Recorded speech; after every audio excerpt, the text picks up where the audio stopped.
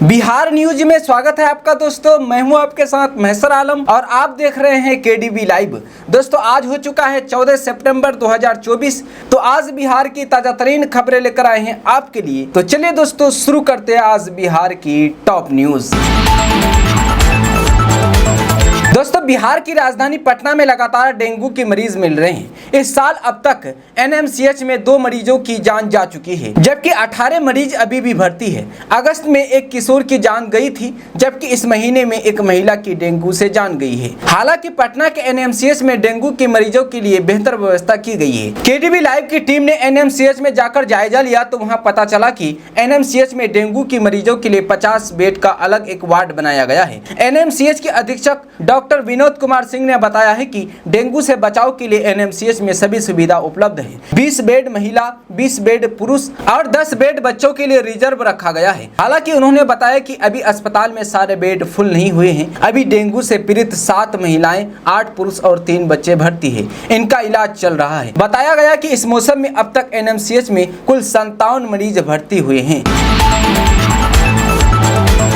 दिल्ली के मुख्यमंत्री अरविंद केजरीवाल 5 महीने के बाद तिहाड़ जेल से बाहर आ गए हैं। जी हां, दिल्ली आबकारी नीति मामले में कथित घोटाले के आरोप में 177 दिनों तक जेल में बंद रहने के बाद 13 सितंबर शुक्रवार को अरविंद केजरीवाल जेल से बाहर आ गए। तिहाड़ जेल से बाहर निकलने के बाद सीएम केजरीवाल ने बीजेपी वाली केंद्र सरकार पर जमकर निशाना साधा। अरविंद केजरीवाल ने कहा कि मैंने जिंदगी में बहुत संघर्ष की, बहुत बड़े संघर्ष की, जिंदगी में बहुत मुसीबतें झेली है, लेकिन हर कदम पर भगवान ने मेरा साथ दिया, ऊपर वाले ने मेरा साथ दिया, क्योंकि मैं सच्चा था, मैं सही था। इन लोगों ने मुझे जेल में डाल दिया। इन लोगों को लगा कि केजरीवाल को जेल में डाल देंगे तो केजरीवाल के हौसले टूट जाएंगे। आज मैं आपको कहना चाहता हूं कि मैं जेल से बाहर आया हूं, मेरे हौसले 100 गुना ज्यादा बढ़ गए हैं, मेरी ताकत 100 गुना ज्यादा बढ़ गई है। इसके साथ ही अरविंद केजरीवाल ने कहा कि इनकी जेल की सलाखें केजरीवाल के हौसले को कम नहीं कर सकती है। मैं भगवान से प्रार्थना करता हूं कि जैसे आज तक ऊपर वाले ने मुझे रास्ता दिखाया, मुझे ताकत दी, ऐसे ही मुझे रास्ता दिखाता रहे। मैं देश की सेवा करता रहूंगा। और ये जितनी भी राष्ट्र विरोधी ताकतें हैं जो देश को बांटने का काम कर रही है, देश को अंदर से कमजोर करने का काम कर रही है, जिंदगी भर में इनके खिलाफ लड़ रहा हूं और लड़ता रहूंगा। अरविंद केजरीवाल की रिहाई के मौके पर तिहाड़ जेल के बाहर आम आदमी पार्टी के नेताओं और कार्यकर्ताओं की भारी भीड़ देखी गई। इस दौरान कार्यकर्ताओं ने जेल के बाहर आतिशबाजियां की। लोगों को संबोधित करते हुए अरविंद केजरीवाल भावुक हो गए। आपको बता दी कि अरविंद केजरीवाल से पहले हाल ही में दिल्ली के उप मुख्यमंत्री मनीष सिसोदिया को भी इसी मामले में जमानत मिली थी। दोस्तों बिहार का मौसम फिर एक बार करवट ले सकता है। 14 सितंबर यानी शनिवार से बिहार के अधिकतर क्षेत्रों में एक बार फिर बारिश का दौर शुरू हो सकता है। इस दौरान पटना सहित समूचे दक्षिण मध्य बिहार, दक्षिण पश्चिम बिहार और उत्तर पूर्व बिहार में अनेक स्थानों पर अच्छी बारिश के आसार है। आईएमडी ने इसे लेकर आधिकारिक पूर्वानुमान जारी किया है। इसके अलावा 13 सितंबर को दक्षिण पश्चिमी बिहार के अधिकतर जिलों में बारिश का पूर्वानुमान है। आईएमडी के पूर्वानुमान के मुताबिक बारिश का ये दौर 16 सितंबर तक चलने के आसार है। दरअसल मानसून ट्रफ कुछ सक्रिय हुई है, ये डेहरी से गुजर रही है। हालांकि बारिश का ये दौर केवल 2 से 4 दिन ही चलेगा। बिहार में अभी सामान्य से 25% कम बारिश दर्ज की गई है। हालांकि इस दौरान कई जगहों पर ठनका गिरने की आशंका है। दरअसल बिहार के वातावरण में आर्द्रता की 60 से 80% है, इसलिए उमस भरी गर्मी से परेशान का सबब बनी हुई है। भागलपुर जिले में उमस व गर्मी से लोग बेहाल हैं। गुरुवार को दिन भर बादलों की आवाजाही के बीच बारिश नहीं हुई। 84% रहने से उमस बढ़ गई। इससे सड़क पर निकले लोगों को जलन का एहसास हुआ। जिले का अधिकतम तापमान 34.5 डिग्री व न्यूनतम तापमान 27 डिग्री रहा। 4.4 किलोमीटर प्रति घंटा की गति से पूर्व हवा चली। इधर बंगाल की खाड़ी व मध्य भारत में कम दबाव का क्षेत्र बनने से पूर्व बिहार के मौसम में आंशिक बदलाव आएगा।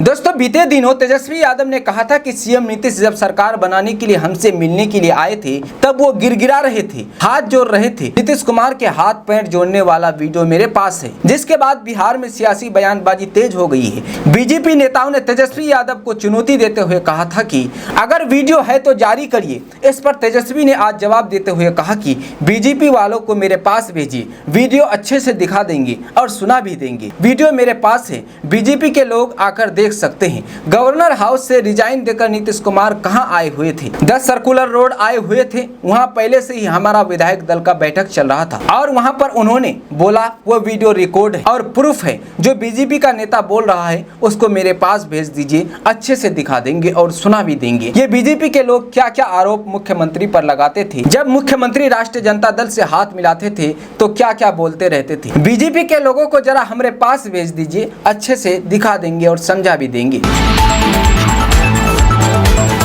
दोस्तों, दुनिया में ऐसी कई चीजें हैं जो आपकी आंखों के सामने होती है, लेकिन उस पर यकीन करना काफी मुश्किल होता है। ऐसा लगता है जैसे हम कोई सपना देख रहे हैं। जहां भारत के अधिकांश जगहों पर आज के समय में पानी का स्तर काफी नीचे चला गया है, वहीं कुछ ऐसी जगह हैं जहां से पानी अपने आप ही आने लगता है। जैसा कि कहा जाता है कि धरती के नीचे पाताल लोक में पानी चला जाता है। ऐसे में बक्सर में ऐसी जगह है जहाँ एक चापाकल से पानी डायरेक्ट आता है। हम बात कर रहे हैं बक्सर के धनसुई में मौजूद एक चापाकल की। इस हैंडपंप से पानी बिना हैंडल दबाए निकलता है। सोशल मीडिया पर एक शख्स ने इस चापाकल का वीडियो लोगों के साथ शेयर किया है, जहां से ये वायरल हो गया। वीडियो में एक लड़के को इसका पानी पीते और इसे अपने पैरों को धोते देखा गया। आइए आपको बताते हैं इस जादुई चापाकल की असलियत। वायरल वीडियो में देख सकते हैं कि चापाकल से अपने आप पानी निकल रहा था। आमतौर पर हैंडपंप से पानी निकालने के लिए उसके हैंडल को प्रेस करना पड़ता है। इससे पड़ने वाले प्रेशर की वजह से भूजल ऊपर की तरफ उठता है और पानी निकलने लगता है। लेकिन धनसुई में भूमिगत पानी का लेवल इतना ज्यादा ऊपर है कि चापाकल से बिना प्रेशर के ही पानी ऊपर की तरफ आने लगता है। इसी वजह से इस हैंडपंप से पानी अपने आप बाहर निकलता है। दोस्तों, आप इस हैंडपंप को लेकर क्या कहेंगे? आप भी अपना राय कमेंट बॉक्स में जरूर बताएं।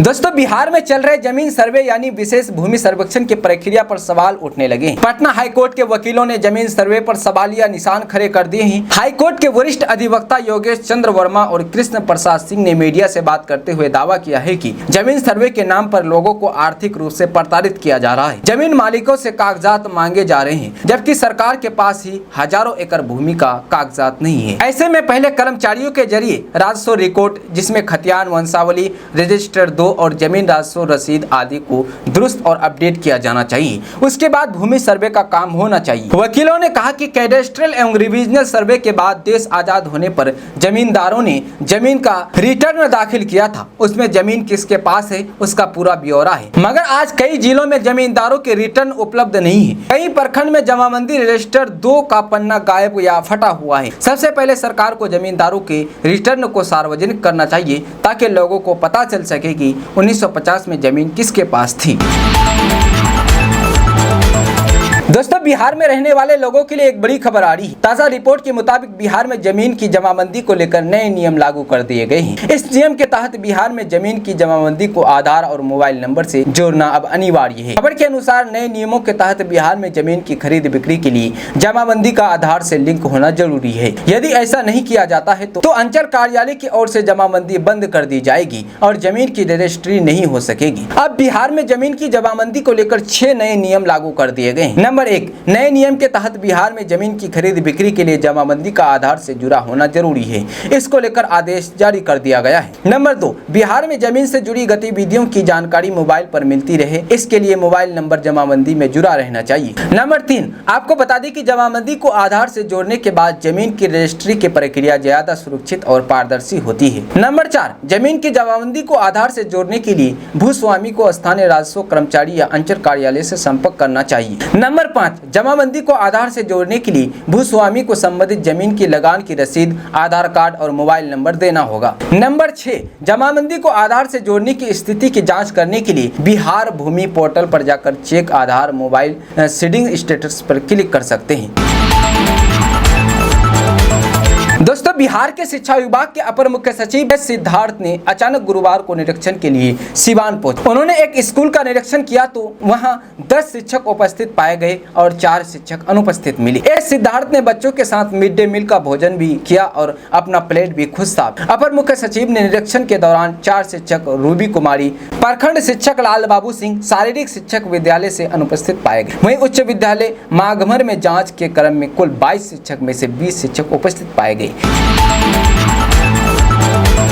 दोस्तों, बिहार के पूर्व उप मुख्यमंत्री और नेता प्रतिपक्ष तेजस्वी यादव एक बार फिर बिहार के मुख्यमंत्री नीतीश कुमार और उनकी पार्टी जेडीयू को लेकर जोरदार हमला बोला है। तेजस्वी यादव ने हाल ही में कोर्ट से बाहर आए मोकामा के पूर्व बाहुबली विधायक अनंत सिंह का नाम लिए बिना ही इस मामले को लेकर सीएम को जमकर सुनाया है। तेजस्वी यादव ने सुबह सुबह अपने सोशल मीडिया प्लेटफॉर्म एक्स पर पोस्ट करते हुए जोरदार हमला बोला है। तेजस्वी यादव ने कहा है कि हाल ही में छपरा के मरोड़ा में ईंट उद्योग फैक्ट्री में मिनी गन फैक्ट्री के संचालन का भंडाफोड़ हुआ था। इसमें जेडीयू के जिला महासचिव अखिलेश कुशवाहा की गिरफ्तारी हुई थी। इस फैक्ट्री का संचालक वही था। इतना ही नहीं, हाल के दिनों में सीएम के गृह जिले में जुआ खेलते 14 लोगों को गिरफ्तार किया गया था और मौके से भारी मात्रा में शराब मिली। सबसे बड़ी बात है कि गिरफ्तार होने वाले में जेडीयू का प्रखंड अध्यक्ष भी था। तेजस्वी यादव ने एक्स पर लिखा है कि मुख्यमंत्री नीतीश कुमार जी की पार्टी के नेता अवैध पिस्तौल और बंदूक बनाने की फैक्ट्री चलाते हैं और उन अवैध हथियारों को सरकारी अपराधियों को बेचते हैं। सीएम की पार्टी के नेता शराबबंदी के बावजूद तस्करी से अपने घरों में शराब का भंडारण कर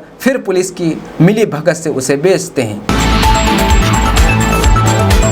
दोस्तों, बिहार में अप्रैल 2023 से अब तक बिहार राज्य निवेश प्रोत्साहन पार्षद ने 9,593 करोड़ के 688 निवेश प्रस्ताव को प्रथम क्लियरेंस दिया है।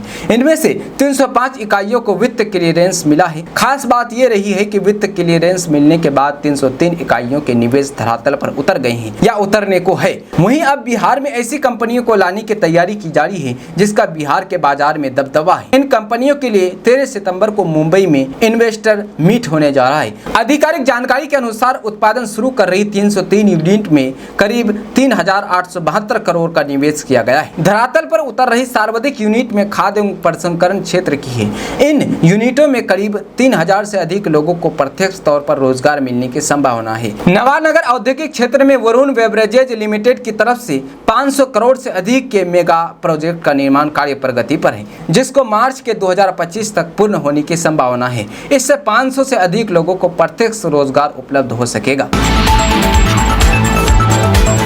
दोस्तों, बिहार में चल रहे जमीन सर्वे के दौरान लोगों को जमीन के कागजात की जरूरत पड़ रही है। ताजा रिपोर्ट के मुताबिक बिहार में जमीन सर्वे के लिए जमीन का खतियान, जमाबंदी पंजी, लगान और रसीद जैसे कागजात ऑनलाइन पूरी तरह उपलब्ध है। खबर के अनुसार बिहार के लोग राजस्व एवं भूमि सुधार विभाग की वेबसाइट पर जाकर जमीन की खतियान समेत अन्य कई तरह के कागजात को आसानी के साथ डाउनलोड कर सकता है। इसके लिए अंचल कार्यालय का चक्कर लगाने की जरूरत नहीं है। बिहार के राजस्व एवं भूमि सुधार मंत्री डॉक्टर दिलीप जायसवाल ने आम लोगों को कहा है कि आप बिहार के भूमि की वेबसाइट पर अपने कागजात को खोजें, इसके साथ ही उसे डाउनलोड करें और उसका प्रिंट निकालें। ये कागजात पूरी तरह से मान्य हैं। उन्होंने कहा कि यदि आपके पास आधे अधूरे कागज हैं तो भी चिंता करने की कोई बात नहीं है। आप सब घोषणा का फॉर्म भर दीजिए। वेबसाइट खतियान, जमाबंदी पंजी, लगान और रसीद जैसे कागज ऑनलाइन उपलब्ध है। दोस्तों, बिहार में चल रहे जमीन सर्वेक्षण को लेकर एक बड़ी खबर आ रही है। ताजा रिपोर्ट के मुताबिक नवादा में सीईओ विकेश कुमार सिंह ने जमीन सर्वे को लेकर लोगों को कई तरह की जानकारी दी है ताकि जमीन सर्वे कराने में किसी तरह की कोई परेशानी नहीं हो। बिहार में जमीन सर्वेक्षण को लेकर 5 नए आदेश दिए हैं। नंबर 1, जिन लोगों की जमीन की ऑनलाइन रसीद कट रही है और उनका उस पर कब्जा है तो उन्हें किसी तरह के कागजात देने की जरूरत नहीं है। नंबर 2, जिस जमीन की ऑनलाइन रसीद कट रही है उन भूखंडों का सीमांकन कर सर्वे में रिकॉर्ड ऐप पर जो नाम दिखाई देंगे उन्हीं को दर्ज किया जाएगा। नंबर 3, यदि आपकी जमीन का ऑनलाइन रसीद मौजूद है तो आपको अतिरिक्त दस्तावेज दिखाने की आवश्यकता नहीं पड़ेगी। इसी से सर्वे को पूरा कर दिया जाएगा। नंबर 4, जिन परिवारों में अभी तक पैतृक संपत्ति के बंटवारे पर सहमति नहीं बन पाई है वह सर्वे के दौरान आसानी से बंटवारा कर सकते हैं। नंबर 5, मौरूसी या पुश्तैनी संपत्ति के बंटवारे को लेकर लंबे समय से चल रही समस्याएं सर्वे के माध्यम से दूर की जाएगी। सर्वे के दौरान ही बंटवारे की मान्यता दी जाएगी और नया खतियान भी तैयार कर दिया जाएगा। दोस्तों, बिहार में वाहन चलाने वाले लोगों के लिए एक बड़ी खबर आ रही है। ताजा रिपोर्ट के मुताबिक बिहार के सभी शहरों में अब वाहनों का भी ऑटोमेटिक ई चालान कटेगा। इसको लेकर बिहार परिवहन विभाग के द्वारा तैयारी की जा रही है। खबर के अनुसार बिहार के सभी शहरी क्षेत्रों में जल्द ही बीमा और प्रदूषण प्रमाण पत्र नहीं होने पर वाहनों का ऑटोमेटिक ई चालान कटेगा। इसके लिए शहरों के कई इलाकों में कैमरे को ई डिटेक्शन से लैस करने की तैयारी चल रही है। बता दें कि बिहार में मात्र 47% वाहनों के पास ही थर्ड पार्टी बीमा है, जबकि 53% वाहन बिना बीमा के चल रहा है। वहीं बड़ी संख्या में वाहन बिना प्रदूषण प्रमाण पत्र के चलाए जा रहे हैं। अब इन वाहनों का शहरों में भी ऑटोमेटिक ई चालान कटेगा। दरअसल बिहार में अभी राष्ट्रीय राजमार्ग पर ई डिटेक्शन के माध्यम से परमिट, बीमा और प्रदूषण फेल वाहनों का ऑटोमेटिक ई चालान कट रहा है। जल्द ही शहरी क्षेत्र में भी ई डिटेक्शन पोर्टल से ई चालान कटने की प्रक्रिया शुरू की जा सकती है।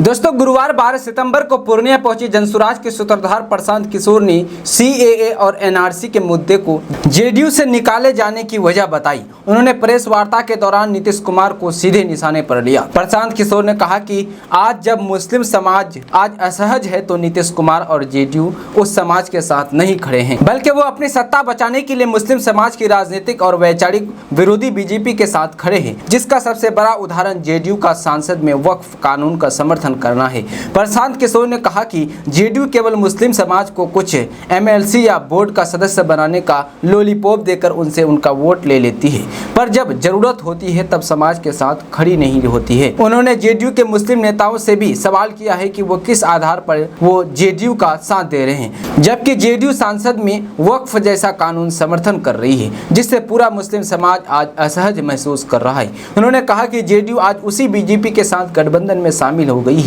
जिसने देश की संसद में सीएए एनआरसी के कानून पास किए और जिसके खिलाफ पूरे देश में विरोध प्रदर्शन हुए थे।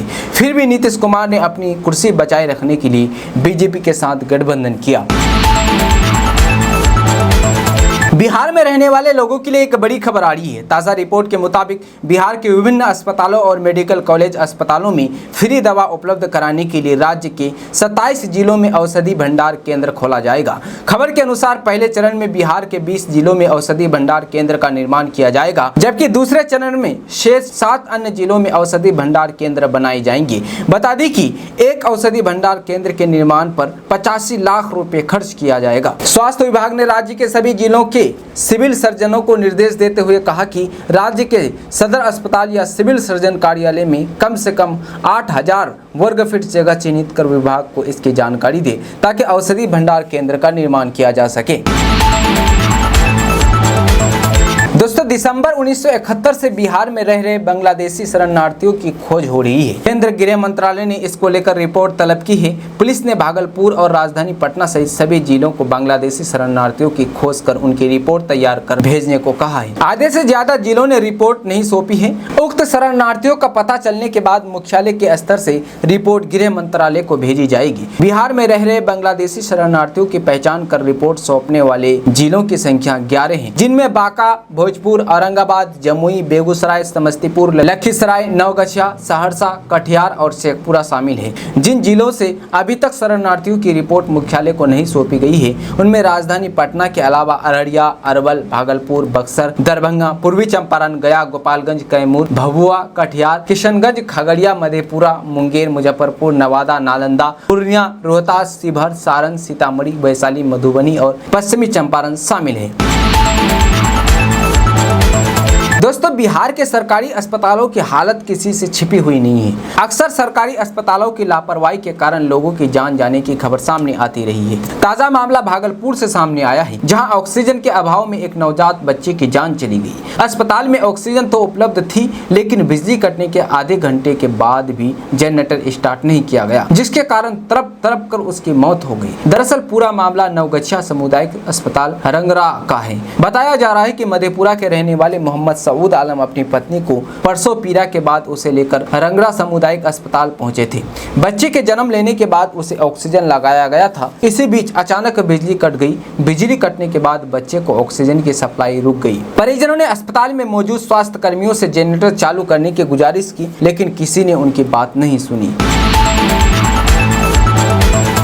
दोस्तों, बिहार में जमीन सर्वे ने लोगों की मुश्किलें बढ़ा दी। इस दौरान लोग जमीन सर्वे के लिए जरूरी कागजात को जमा करते हुए इधर उधर फिरते दिखाई दे रहे हैं। इस बीच भूमि सर्वे के पूर्व कागजात तैयार करने में प्रखंड के किसानों और जमीन मालिकों को बेहद परेशानियां झेलनी पड़ रही है। ऐसे में लोगों के सामने एक नई समस्या आई है। इस बीच अब पूरे मामले में दलाल भी सक्रिय भूमिका निभाते नजर आ रही है। वहीं इस समस्या को देखते हुए भारतीय कम्युनिस्ट पार्टी मार्क्सवादी लेनिनवादी विधायक महबूब आलम ने अभी जमीन सर्वे पर रोक लगाने की मांग की। मीडिया रिपोर्ट के अनुसार इस बीच लोग अब जमीन की रसीद पाने के लिए बहुत परेशान हैं और कई किसानों का दाखिल खारिज अभी भी रुका हुआ है। सरकार सर्वे के लिए खुद की वंशावली मांग रही है, जो पाटीदार समाज में बंटवारे के लिए तैयार करना मुश्किल हो रहा है। शपथ पत्र बनवाने के लिए पोस्ट ऑफिस में टिकट के लिए रोज मारामारी हो रही है। इन सब मुश्किलों के बावजूद लोग अपने जमीन के कागजात सही करने में लगे हुए हैं।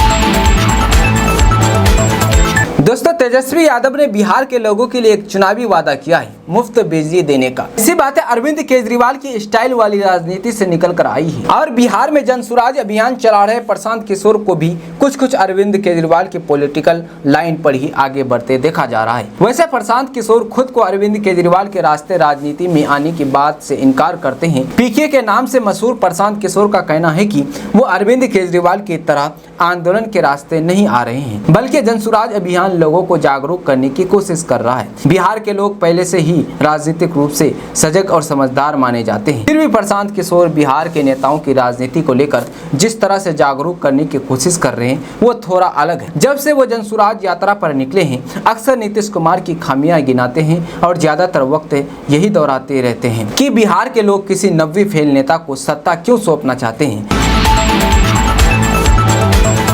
दोस्तों, जनसुराज के संस्थापक प्रशांत किशोर के शराबबंदी वाले बयान पर प्रतिक्रिया देते हुए बिहार के डिप्टी सीएम विजय कुमार सिन्हा की जुबान फिसल गई।